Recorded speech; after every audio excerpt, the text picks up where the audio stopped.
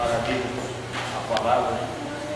O Senhor colocou essa noite no meu coração para deixar para a igreja. Aos Romanos, né? Aos Romanos, capítulo 12, verso 11, segue-se a leitura.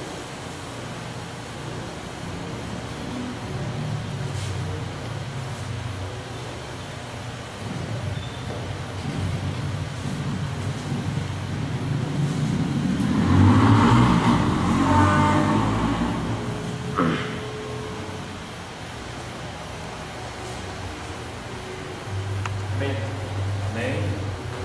Vamos ler.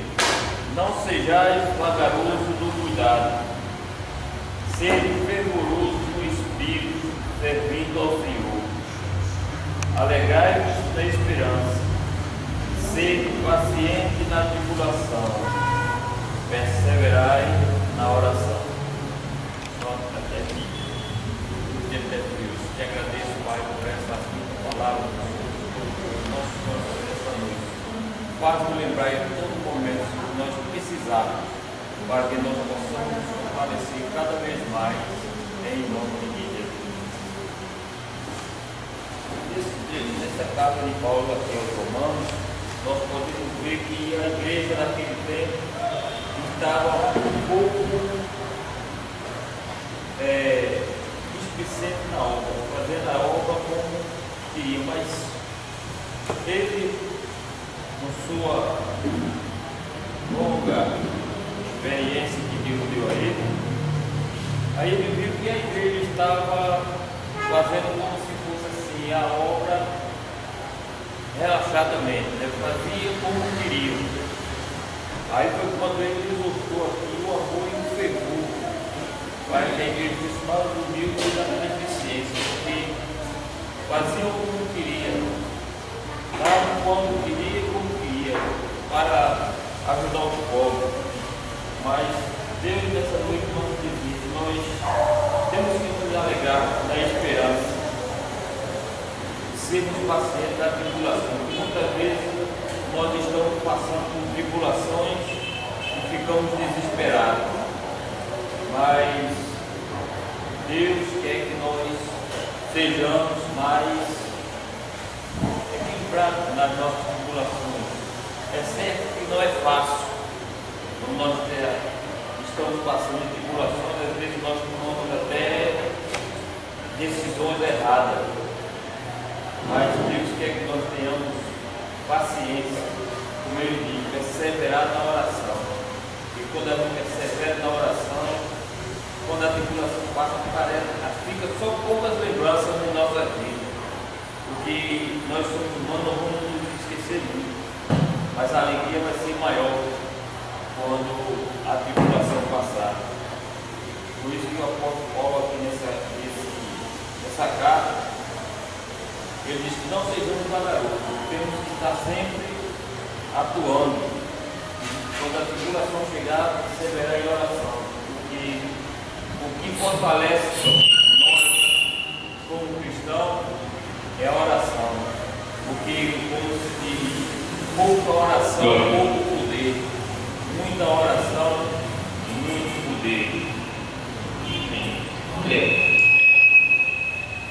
É especial hoje, a hora é especial, glória. Então, nós temos que refletir mais ainda nessa palavra. Quando vier a tribulação, nós temos que perseverar na oração, porque a oração tem muito poder.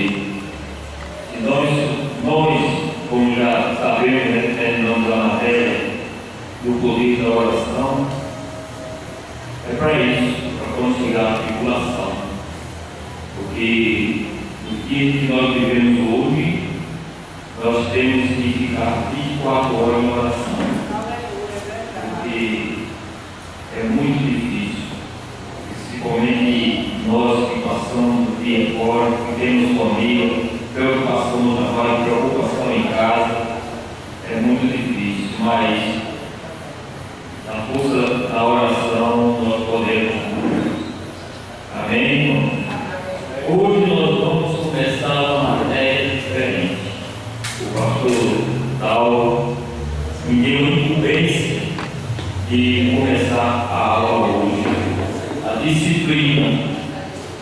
reformadores da igreja. Eu vou só dar um resumo daquilo que eram os reformadores, porque se formos colocar todos os reformadores da igreja, eu acho que um ano seria pouco para nós estudarmos. E a primeira apostila que eu fiz, antes de vir do resumo, eu tinha mais ou menos 100 folhas. E não foram todos os reformadores, foram alguns que separei. Mas como o nosso tempo é curto, aí o pastor disse, não, faça os 3 principais. O principal reformador é Martinho Lutero. Este foi o homem que bateu de frente com o Papa e com toda a igreja romana. Martinho Lutero nasceu na Alemanha em 10 de novembro de 1483 e faleceu em 18 de fevereiro de 1546. Nós vemos aqui alguns trechos como o homem foi importante, né? Foi homem, foi reformador, foi tudo. Foi um dos principais patrícios do Papa. Porque Lutero, a Igreja Católica, quando admitia os alunos, ele não queria que os alunos tivessem acesso à Bíblia. Nenhum aluno a monte ele tinha acesso à Bíblia. Mas Martinho Lutero, iluminado pelo Espírito Santo de Deus, começou a vasculhar a biblioteca e encontrou uma Bíblia. Foi aí que começou a luta dele contra a Igreja Romana, porque ele se baseava mais nas cartas de Paulo. Ele foi um dos maiores seguidores das cartas de Paulo, porque quando ele começou a ler a Bíblia, olhar as pregações de Paulo, as cartas de Paulo, ele viu que tudo que tinha dentro da Igreja Católica era simplesmente fácil, era movimento financeiro. Como diz aqui, quando ele começou a estudar, aqui eu vou fazer sobre a vida de Paulo, de Lutero, como estudante. Quando ele começou a ver as revistas, ver aqui da vida monástica e acadêmica, o último trecho que tem aqui: quanto mais tentava ser agradável ao Senhor, mais se dava conta dos seus pecados. Quer dizer, muitas vezes nós, quando aceitamos o Evangelho, pensamos que ser crente é ser crente, não refletimos o que tem dentro da Bíblia. Mas como ele pegou essa Bíblia e começou a refletir nas cartas de Paulo, ele viu a quantidade de pecado que existia nele. Se nós tivéssemos tempo de refletir a Bíblia todo dia, nós iríamos ver que nós não somos perfeitos. E nunca vamos ser, porque nós todos os dias estamos pecando. Mas quando o professor superior dele viu que Lutero estava se tornando um grande pensador, aí o que ele fez? Ele concluiu que o jovem necessitava de mais trabalho para afastar das suas excessivas reflexões. Quer dizer, Paulo ele não queria que Lutero refletisse o que tinha dentro da Bíblia, porque aquilo ali ia ser de contra o ensinamento da Igreja Católica.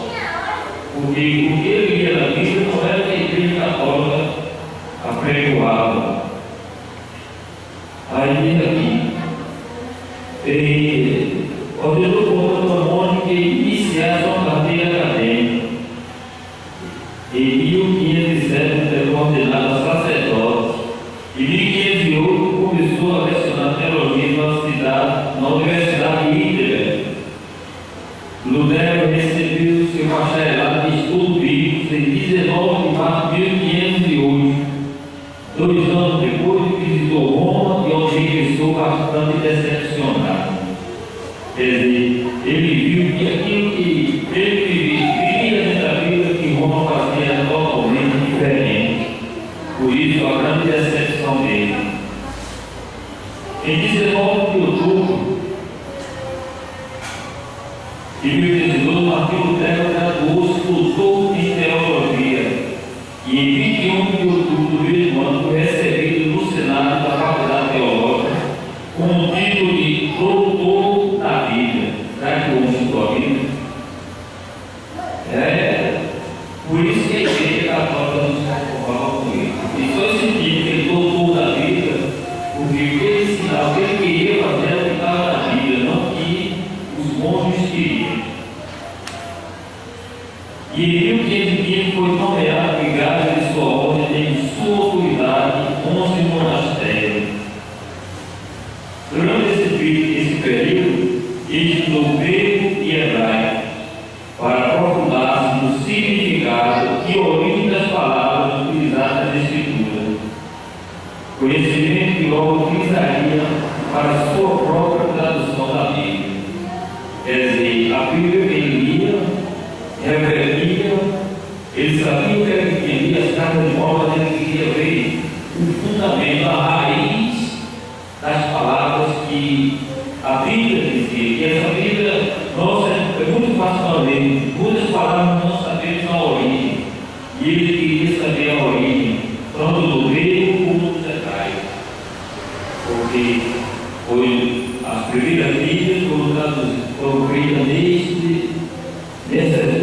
nesses dois idiomas, porque ele era uma pessoa estudada que ia aprender mais e traduzir a Bíblia para o povo dele.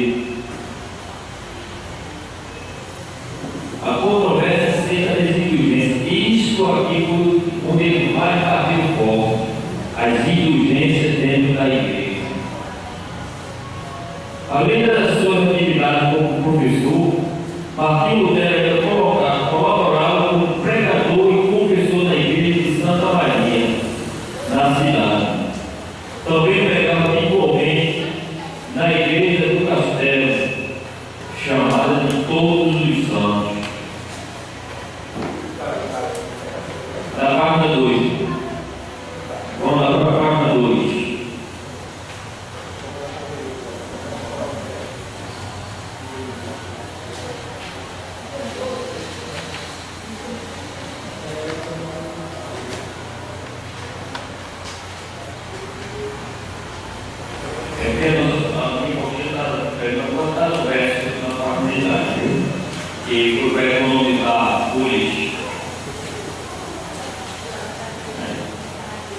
Ele pregava habitualmente na igreja do castelo, chamado de Todos os Santos, porque ali havia uma coleção de relíquias estabelecida por Frederico de Saxônia.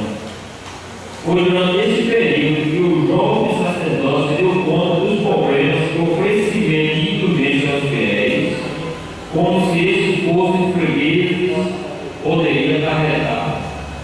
Quer dizer, os fiéis da igreja pecavam, para receber o perdão, tinha que pagar. Era isso que Lutero combatia. Ele vai fazer o foco nas indulgências. A indulgência é a remissão parcial ou total do castigo temporal imputado a alguém por conta dos seus pecados. Quer dizer, é um perdão pelos pecados que os fiéis tinham. Aplicável apenas a alguém que esteja em estado de graça, ou seja, livre de pecados graves e arrependido de todos os seus pecados veniais, quer dizer, aqueles pecados que a igreja considerava pequenos. Mas para Deus não tem pecado grande nem pequeno, tudo é pecado. Naquele tempo, o Papa havia concedido uma indulgência plenária para quem doasse qualquer quantia para retomar a igreja, a reforma da Basílica de São Pedro. Aí quer dizer, a pessoa pecava, mas qualquer quantia que desse para a construção da igreja estava perdoada. Olha, o perdão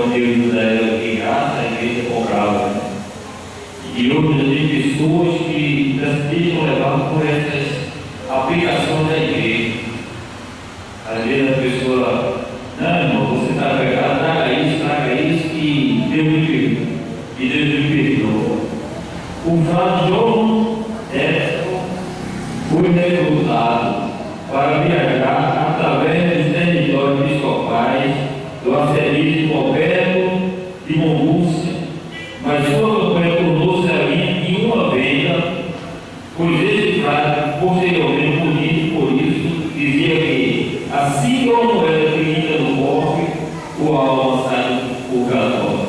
Veja quanta hipocrisia da igreja. Quer dizer, eu pecava, chegava lá, colocava a moeda dentro do cofre, meus pecados estavam salvos e eu não ia mais morrer. Olha, ainda bem que nós que estamos aqui estamos cientes dessas coisas, porque o perdão do pecado não vem com pagamento e com oferta, porque tem pessoas que dizem, eu dou o dízimo e dou oferta, Deus me perdoa. E se eu não me arrepender quando estou pecando, dando meu dízimo e oferta, será que Deus vai me perdoar? Vai nos perdoar? Lutero viu esse tráfico de indulgência, ele já colocou aqui, tráfico. Não é nem palavras doces, só que era tráfico. Chamou padres e traficantes de indulgência, traficantes de perdão. Porque será que o homem estava revoltado como estava acontecendo dentro da igreja naquele tempo?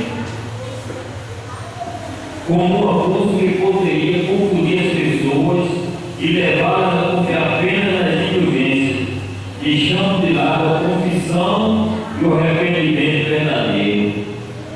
Ele pecava, chegava lá na igreja, colocava o dinheiro dentro do cofre e o perdão, não precisa nem confessar o fato que eu peguei. O dinheiro do pecado era do perdão, já coloquei o dinheiro lá, era muito fácil perdão naquele tempo, né? Ninguém orava, ninguém jejuava.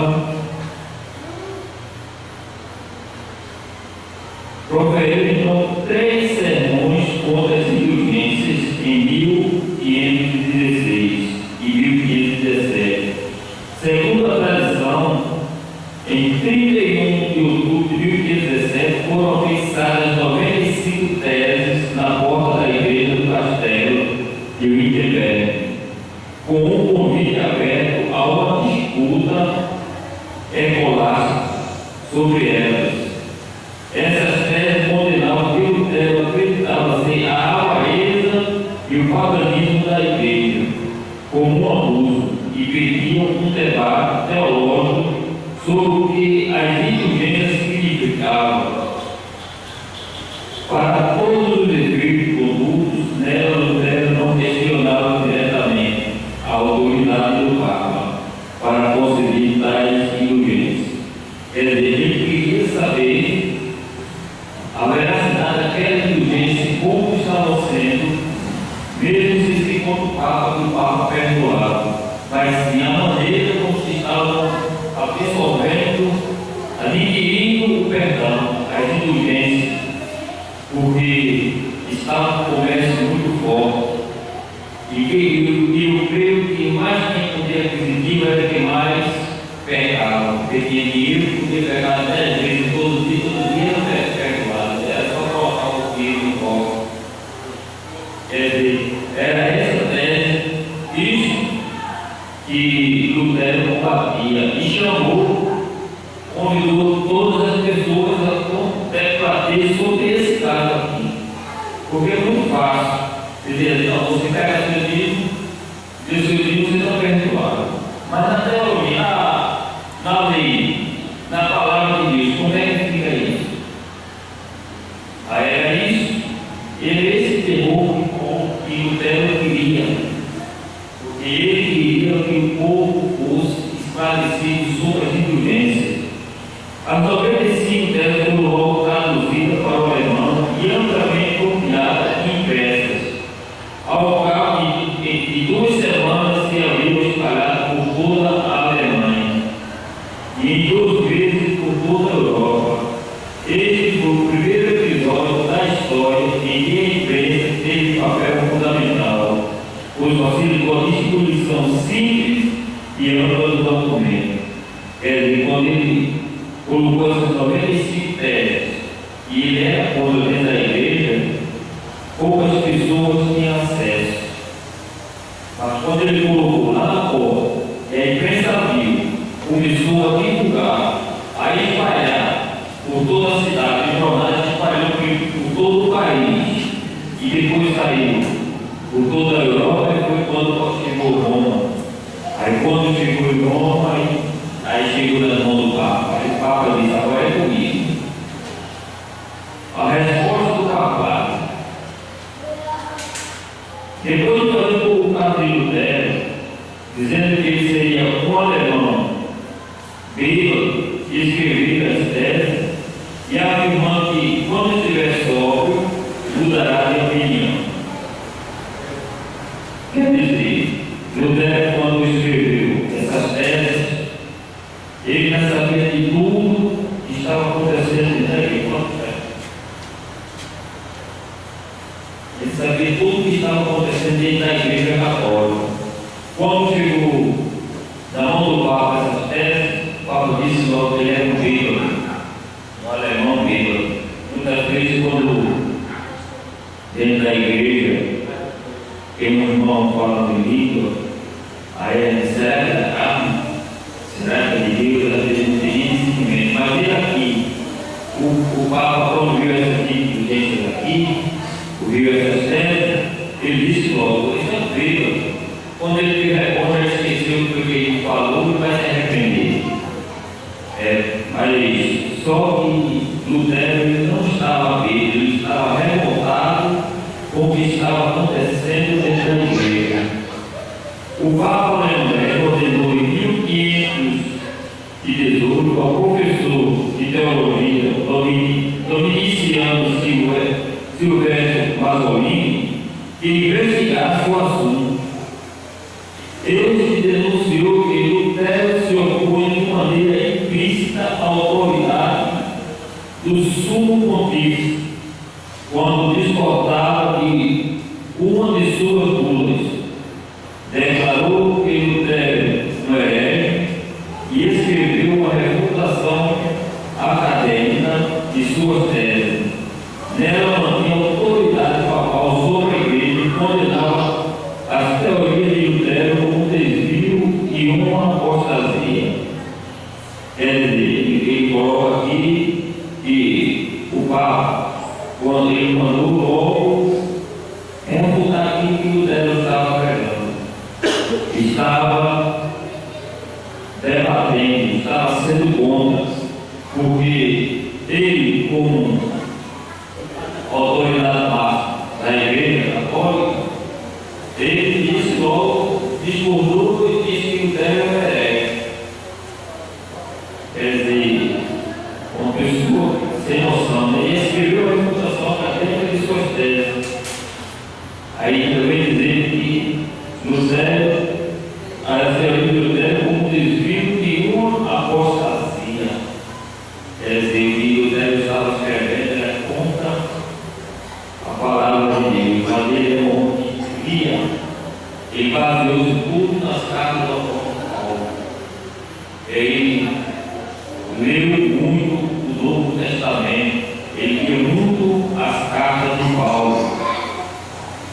Lutero replicou de igual forma, academicamente, dando assim início à controvérsia.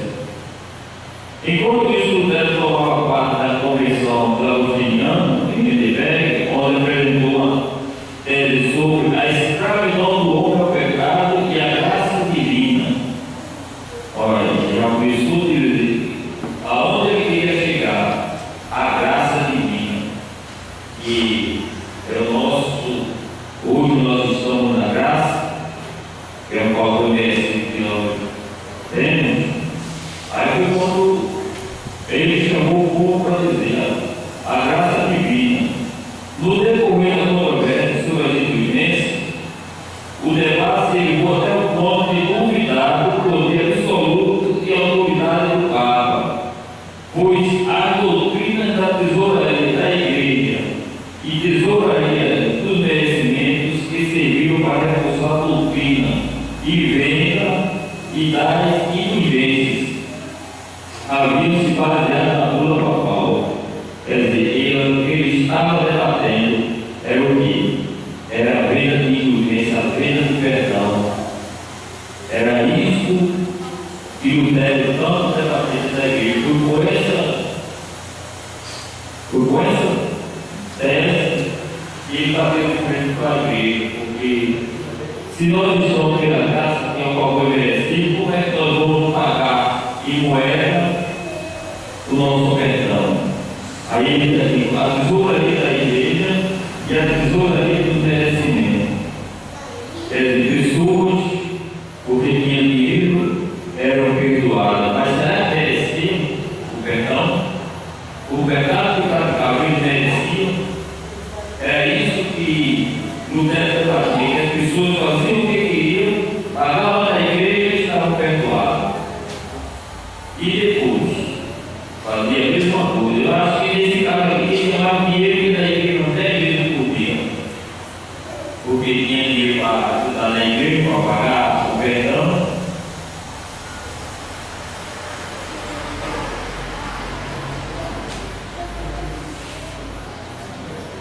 Por causa da sua oposição a essa doutrina, Lutero foi qualificado como heresiarca e o Papa, decidindo suprimir por completo os seus pontos de vista, ordenou que ele fosse chamado a Roma, viagem que deixou de ser realizada por motivos políticos.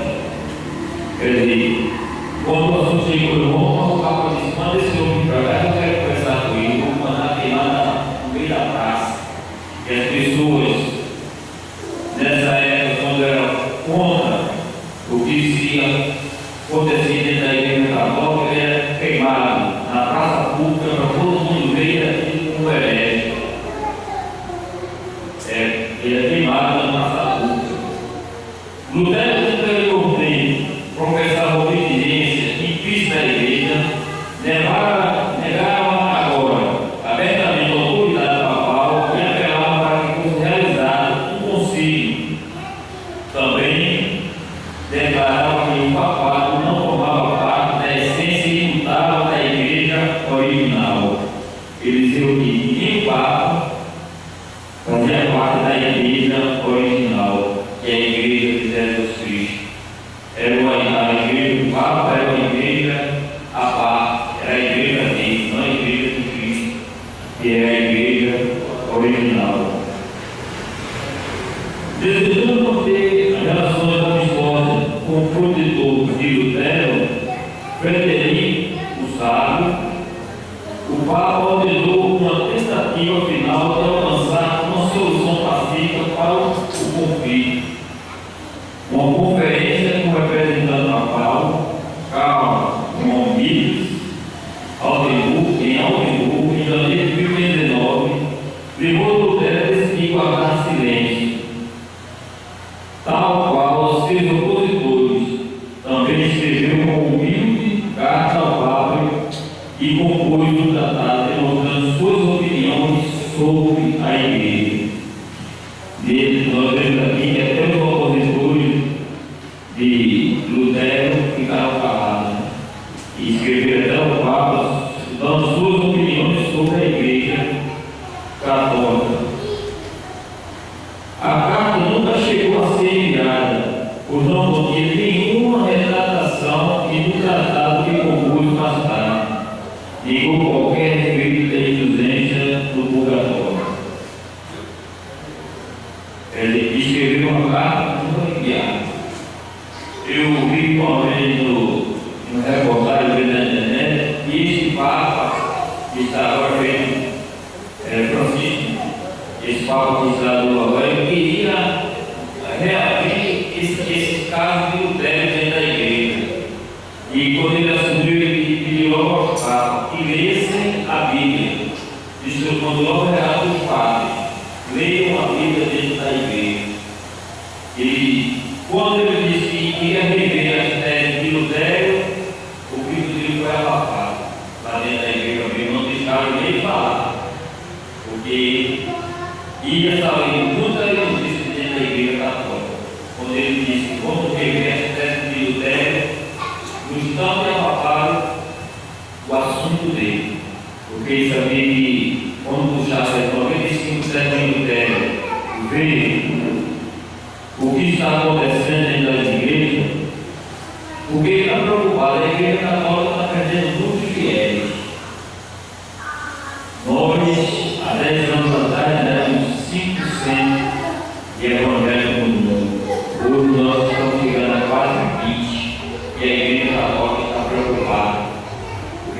tendo muitos fiéis. Por isso que ele mandou a festa de Lutero, que era para ver se o povo voltava para ele, tirava mais ou menos aquilo que estava afastando os fiéis da igreja, porque se você pagar sua indulgência, pagar seus pecados, não está perdoado. Mas só que tem muitos fiéis que estão ouvindo as rádios, terminando para a igreja, mas tem muita rádio evangélica por aí ensinando o que está acontecendo, o que é errado dentro da igreja católica. Só que eles vivem, como se diz, o vergonho é que não enxerga. Por isso que o padre me ensina a levar os amigos.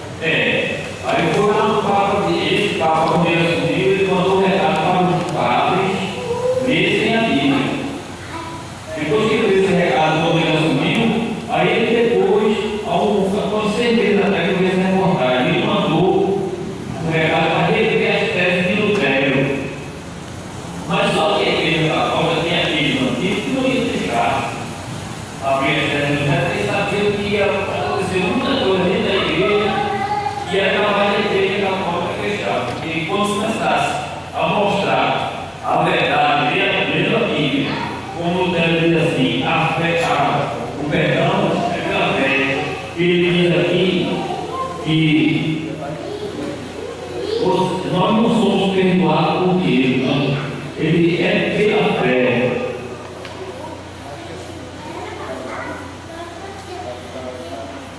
Vamos ver aqui. Como João desafiou o colega de Lutero, Andreas Caristado, para o debate, Lutero mudou-se à discussão em 27 de junho a 18 de julho de 2019, no curso qual negou o direito divino do solidão papal e da autoridade de possuir a chave do céu. Veja só, o Papa dizia que tinha autoridade de possuir a chave do céu para perdoar o pecado. Porque naquela época a indulgência, que era o perdão do pecado, era através da dinheiro. Como ele disse, a serviço disse que uma moeda dentro do cofre era uma alma menos no purgatório. E segundo ele, é preciso otorgar apenas ao próprio apóstolo Pedro, não passando para ser sucessores. Quer dizer, como o pastor falou essa semana, a chave do céu está com Pedro.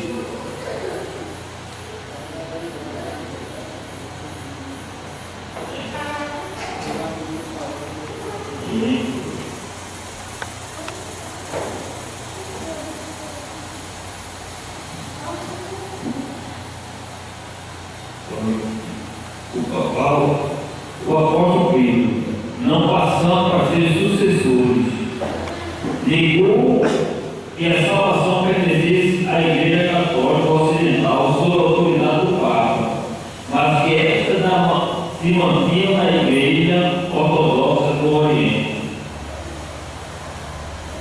Quer dizer, aqui já é uma discussão que a Igreja do Ocidente tinha a chave e não do Oriente. Depois do debate, ele afirmou que forçara Lutero a admitir a semelhança de sua própria doutrina com a de John Hus, que havia sido queimado na fogueira da Inquisição. Quer dizer, mais um que tinha sido queimado por discordar da Igreja Católica. Que discordar da Igreja Católica era morto. Antes de chegar a esse ponto aqui de Lutero, a Igreja Católica tinha matado mais de 1 milhão de pessoas no mundo. Não é brincadeira não. Se prega a paz, se prega o perdão, mas como a pessoa diz que o perdão não é do Papa, é de Deus, aí é quando ele vai morrer queimado na fogueira. Até antes de chegar em Lutero, já corrido mais de 1 milhão de pessoas. E antes de fazer essa fogueira, estava vendo a pré-reforma. Antes de chegar no reformador, já tinha ouvido mais de 1 milhão de pessoas que a Igreja Católica já tinha matado. Quando chegou nesses reformadores, que a história só mostra apenas os líderes, fora os outros que morriam por outros fiéis. Mas ele queimava o líder na praça pública, era para todo mundo ver que se ele teria o mesmo destino.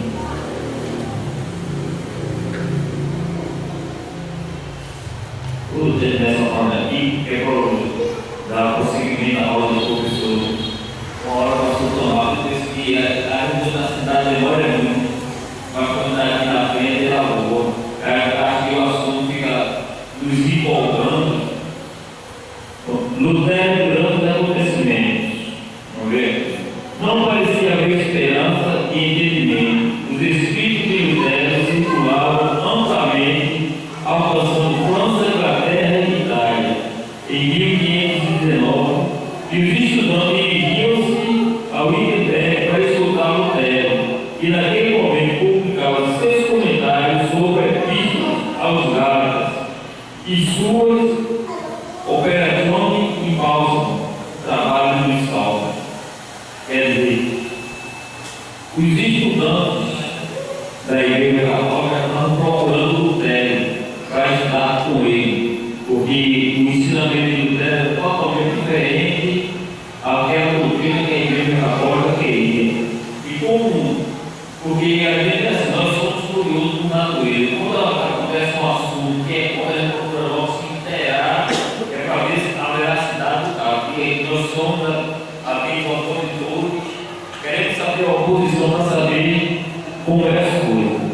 As controvérsias geradas pelos seus espíritos levaram a desenvolver suas doutrinas mais a fundo, e os seus sermões sobre o sacramento abençoado do verdadeiro e santo corpo de Cristo e suas irmandades ampliou o significado da Eucaristia para incluir também o perdão dos pecados e ao fortalecimento da fé daqueles que a recebem. Além disso, ele ainda apoiava a realização do concílio a fim de instituir a comunhão. O Conselho Luterano da Igreja foi desenvolvido em seu Contemplation sobre o Papado de Roma. Ele estava fazendo aqui um desenvolvimento do seu ministério sobre o Papa, com a resposta ao ataque franciscano Agostinho Romano. Ele diz, em grupo de 1520, enquanto seu sermão, o Sermão das Boas Obras, publicado na primavera de 1520, era contrário à doutrina católica das boas obras e dos atos como meio do perdão, mantendo que as obras do crente são verdadeiramente boas, para secular como velhos e ordenados por Deus. Quer dizer, nessa pregação aqui, nas obras dele, era os atos do meio, porque o povo, para ter boas obras, estavam tendo perdão. O povo da Igreja Católica achando que levar uma família, doar dinheiro na igreja, levar uma roupa ao necessitado, estavam adquirindo perdão. Mas aqui ele mantém que as obras do crente são verdadeiramente boas, quer para o secular como para o velho, se ordenado por Deus. Porque se Deus nos manda, nós fazemos, esta é a verdadeira, que ele diz aqui, o Lutero diz, que a obra do crente é verdadeira. Porque nós fazemos, qual é a obra do crente? É salvar a vida. Às vezes diz assim, mas a igreja não dá isso, aí vai lá para a igreja que falar de Deus, que precisa da palavra de sair dentro da igreja é melhor do que uma colher de feijão. Às vezes nós estamos tão atribulados e quando ouvimos uma palavra dentro da igreja, passa a fome. Meu Deus, está precisando de ouvir isso. A fome vai chegar, quando chegar em casa, a fome chega também. Mas nós nos alimentamos da palavra.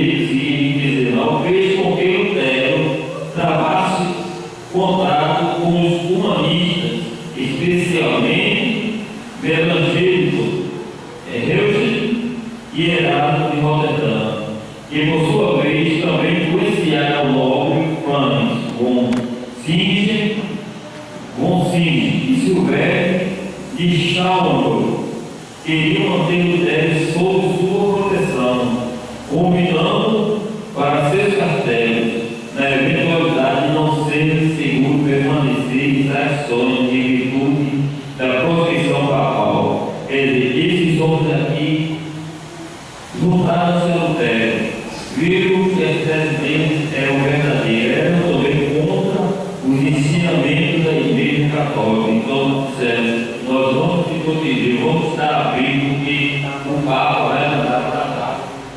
Porque quem era contra a Igreja Católica podia estar certo, que o Papa mandava matar.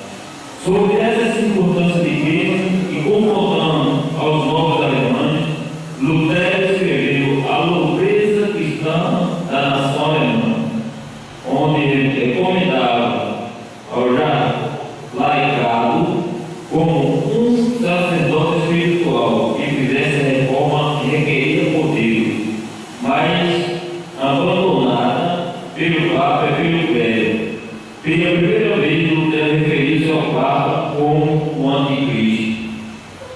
Ele ainda está dizendo que o Papa era o anticristo, porque os ensinamentos dele, as teorias do Papa, eram absolutamente contra os ensinamentos cristãos. E, como já vimos, que Lutero estudou as cartas de Paulo, e a igreja não lia a Bíblia.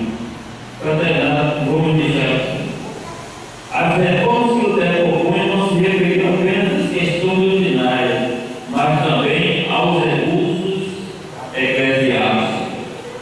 Ele se referia aos abusos que a igreja cometia. Aí ele coloca uma reforma, a diminuição do número de cardeais pelos dirigentes da corte, a abolição da agenda do Papa, já mexeu no bolso do Papa, né? Aí o Papa ficou mais furioso ainda, ele já mexeu no bolso, é como se diz, tudo quanto a gente está bom, já mexeu no bolso, a gente pensa por ele, né? E reconhecimento do governo secular, que governo é esse? É o governo de Cristo, que o Papa não queria reconhecer. A renúncia da exigência papal pelo poder temporal, a abolição dos infernos e abusos relacionados com a excomunhão. Quer dizer, se você fosse o ensinamento, você era algo excomungado. E a abolição das peregrinações nocivas e a eliminação dos excessivos dias santos. Quer dizer, todo dia santo era para fazer festa e ganhar dinheiro. Todo dia santo, fazer festa e ganhar dinheiro. Vamos ficar por aqui. Para a semana, se Deus quiser, se ele não voltar antes, nós vamos ter mais. Porque é difícil. A gente está aqui na frente, mas com a graça de Deus nós vamos lutando para esclarecer mais ainda os irmãos sobre as coisas que a Igreja Católica faziam antes e que até hoje são encobertas. E se nós formos para alguns fiéis, eles vão querer matar também.